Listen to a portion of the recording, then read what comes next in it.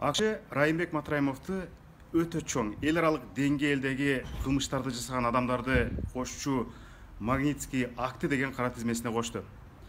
Ал кишини Кыргызстандан 100 миллион долларларды уурдап кеткен коррупционер деп тааныды.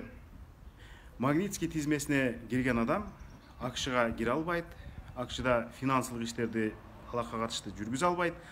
Акш менен өнөктөш болгон башка өлкөлөрдө дагы бул ишмердикти жүргүзүүсүнө бөгөт коюлат. Бул мен жана башка ондогон иликтөөчү журналисттердин зор жеңиши. Бул маркум кесиптешим Уланбек Эгизбаевдин дагы зор жеңиши.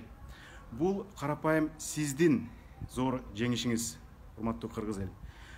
Бул кыргыз бийлиги үчүн көктөн издегени жерден табылган зор белек. Себеби дегенде Магнитский тизмесин көтөрүп алып, Матраимов Кыргызстандан уурдап кеткен акчаларын алган Дубайдагы, Европадагы мүлктөрүн, ал жактан ачкан банк эсептерин кайра кыргыз элине кайтарып алууга зор мүмкүнчүлүк түзүлдү.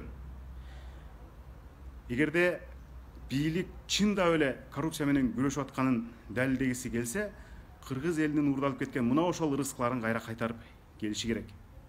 Матраимов эле эмес, аны менен убагында өнөктөш болгон Атамбаев, Жээнбеков, Илмиянов жана башка бийликте турган адамдарды дагы алакка катышын, финансылык кылмыштарын иликтеп таап чыгып, журналисттердин колу жетпеген маалыматтарды элге жарыялап, алар уурдап кеткен каражаттарды элге кайтарышы керек.